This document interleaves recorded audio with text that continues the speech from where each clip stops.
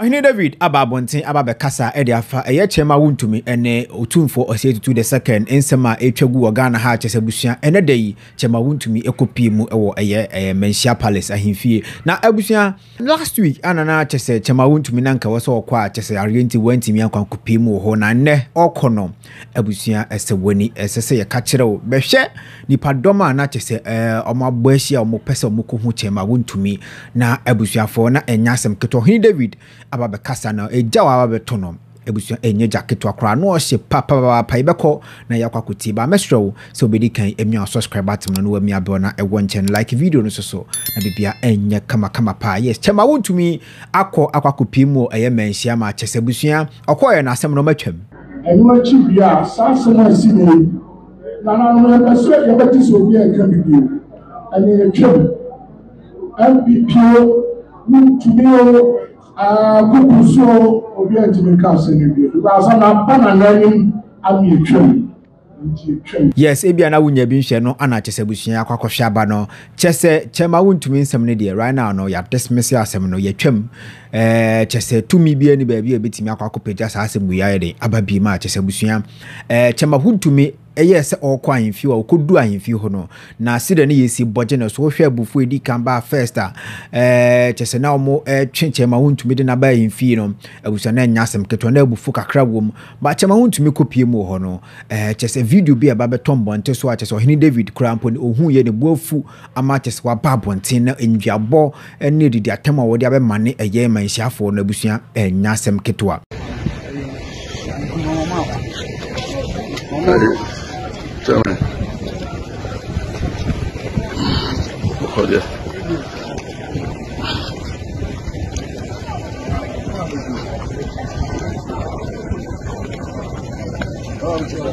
Come on one. Yeah. Come on one. Come on one.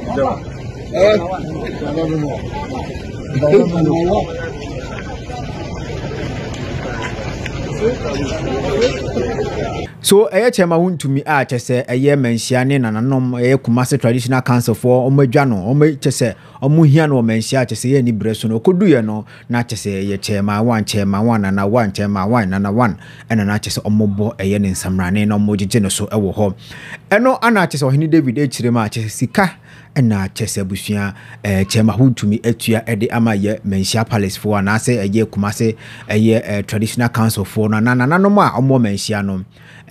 sika ana chema Wontumi atua mo na abusua expose o se we si expose o mo na wa twa bo mpanifo no abusua asefem chairman 1 ni ebekwa akosi wo nyina na me beka akire wetie we nya afa ni ebe make asase ma dubini akọ ni ebekwa akosi wo nyina ne se wen wadu asset obi awie na me ka sa wo ye hia wa himfie bra video be ba na chema Wontumi da forma ye tietia na twa na me na Wontumi mo fa mo jimi so ho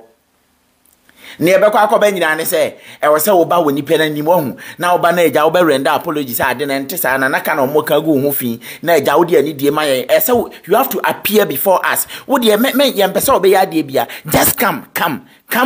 Brahim fie keke ye pesa wo ba him fie keke na wo ba honom na no aye ho te se envelope pufu aso danebele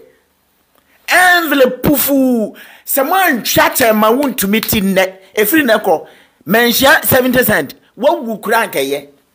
ene sa wo nkwala agimifo dwedwentwiefo enyo mo na ema ne fans we ana ba cha ma wa me na meka chairman 1 na me pese mbusa mo was it David who was mentioning chairman 1 na me no me wo menhia ye betie tie tie ni din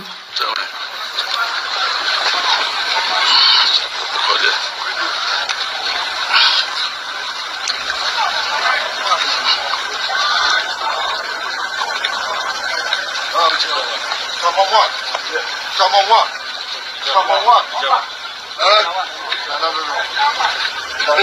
one.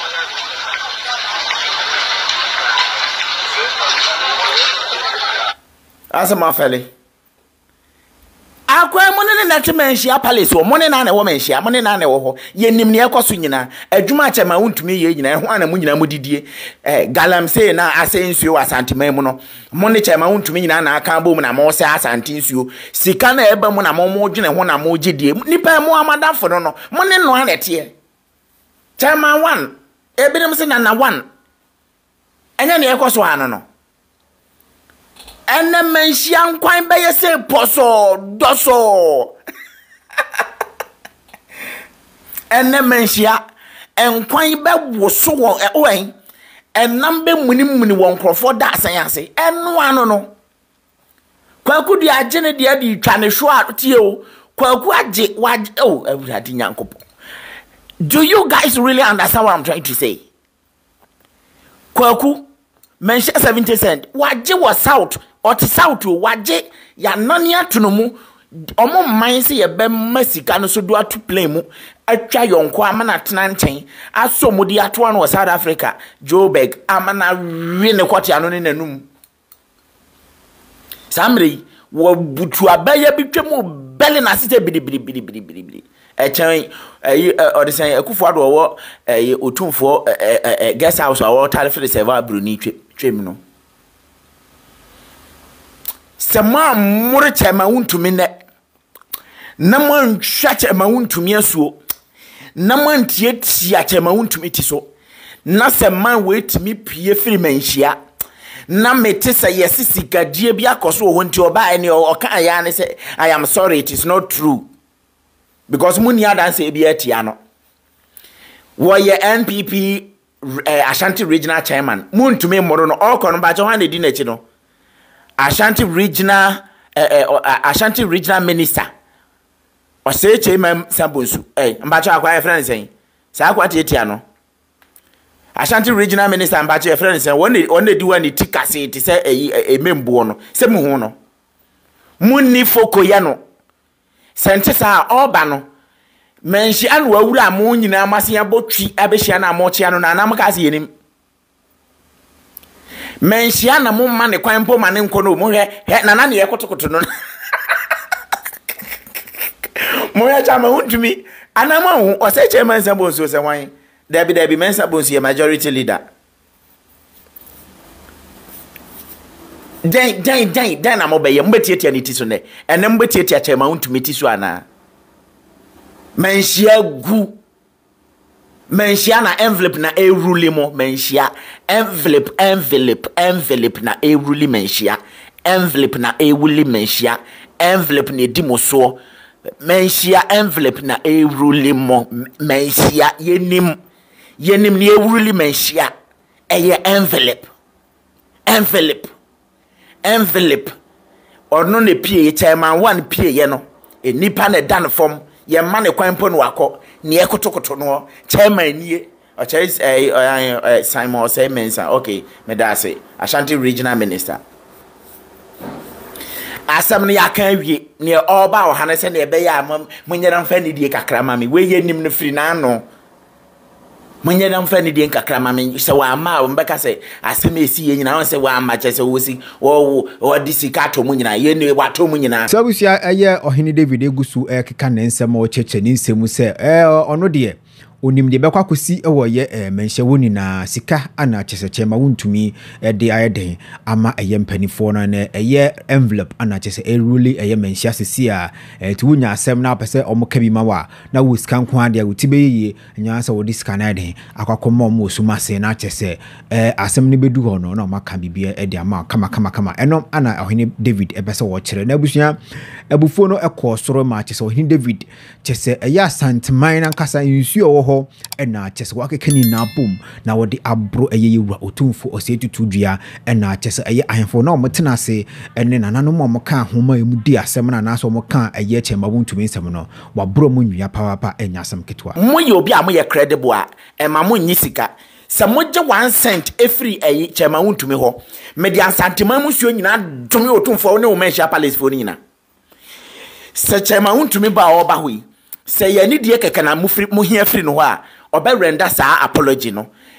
even though on ka asem bi entia menhia wadi kan aka se na danfo ne Otumfour say tu woni Otumfour business na no akoya na nupotwopotwe lawyer ampaw ono so ka se Otumfour 2013 osesen o ma ne be ye adwuma ma no ene medumi menhia ne mo amo ho nyina se mumu bi je 1 cent e de to isuo nom se munnim na yesika mbanya firi no wonti amani abre so omra ho se mo yo bi a mo ye credible ampa mo ma ne nka asem no na ne ho nko mo je 1 cedi free o se o se mensa bonsuo Simon say hwan ho na munnim na mo je kapre se chema Wontumi asettle menhia anaso Otumfour waka asem bi amagye a apape medi moja apape medi moja antoa medi moja akolodi medi moja bochrewa se corruption na mo de menhia ensu a masen wa Asanteman tem enane no me ma mo ne masefo nyina backing vocalist enane no me ma wo kwa siampafo manuma bia ma muturu mu nyina bie mwa mutu wei adwuma be na mo ye magana menhia adwuma be na mo ye magana mo muntimase aba life bi di adwuma na menhia ye magana di adwuma be I wanna know den adwuma na menhia ye magana kwa siampafo menhia kwa siampafo mote ho na oman na maye mo ho chenkyire yaji ye fa ahudie fi abrofo nsem a mummom na maba bedane colonial masters mu di ni paso Ghana ho nkwa siampafo nanan mu tuatua mo na masefo ka ensuo bia eda Asanteman mu a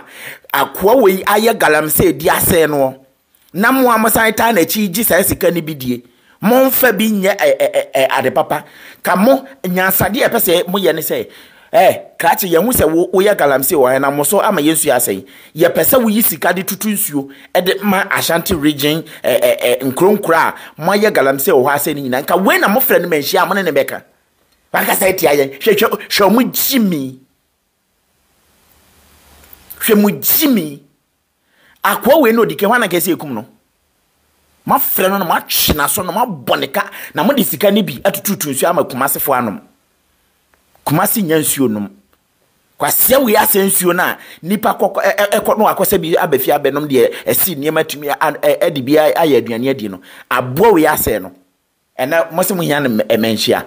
bi yetie nsem amane ne beka wo ho se mo antimi ne na nka galamse no ho nsem na mo antimi ne na nka nsem ehu hia ene sa de na wo ye na matwi mani a odike kokan yanka mo me se no menka menhia no menka menhia ne mufo nyina obi bia wo menhia na so menhia ho se mo gi galamse sika kapredi sika etache ma untu mo gi kapredi na nan mo ntua mo ne masefo ka apepe akolodi bochrewa antoa agrada medi mo jasa nsu e wo Asanteman mu titru Asanteman mu nsu titru no me ekoba ye anka mo ne masefo Otumfour wo beda ona wo kotetete wonam nyina betete wo kote ano na enna no wo kote ano abua toliwa nyansa be ne wadi wim chese mo tini paso practice culture of silence onipa ntumi nkyere na adwen onipa ntumi nkasa atem didie kura chama Wontumi di mo nka kyere munye nkurasefo nya jimifo se enne nyansa aba we enne mmerema nyansa aba enne bia aba Bonne ben kwa bonne ben mujimi kakraka se excavator mwama jimi fo nkram Otumfour me se afen ma hu se moye mwa nkasa moye mwa ye kam mwa kwa kudua menhia 70 cent moye mwa nkasa nyansa di nyansa bi ni motim we am afra oba hono nam ho ne nembrema ni bia ba obi adi nyansa edwene ne man ho ye kɔ ne ekokohia kwasiafo atutu ntoma mo ntoma mu kankan de sama yanka dwom ejimifo nkraman ba ejimifo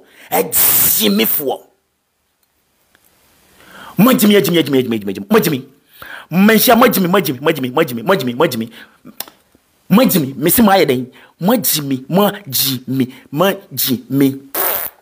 menhia ka si obejimi ya opaje wonde wajimi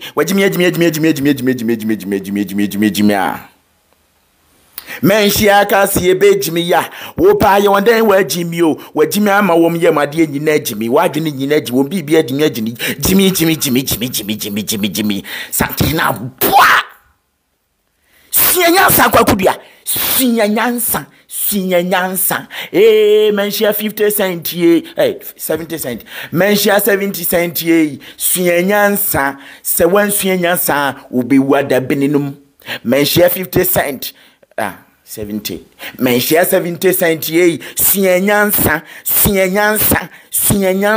Enembrem yen friend ni panchene ma wo bra yen kwas we asetan ya mko nyansa be ni wom.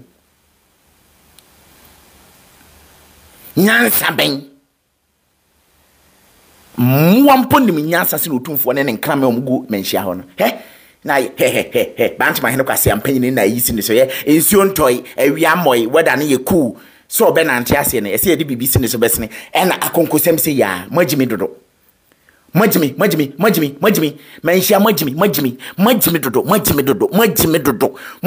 we yatete se munyai. So abusua no ana chese yakwakwohwa ba na ye Ohene David ana nani abre a chese ode no make kase ekoma eye menshiafo na asanfofo mo menshia ana Asanteman mu na wo chiribu se obibiara obeje chema Wontumi sika edi ewo saasebwe ho na omantimi antwena so ewo kwampa so no na ese ono so sa nomu we ni dwabo we ekoma sa eye Ohene kro enti abusua no ana yekuti ba no so betima akere wadwen o comment section o ha eye inside GH mesro so be me on subscribe button no mi abo na e wonche like video no so na bibia enye kama pa aha na me do besi makra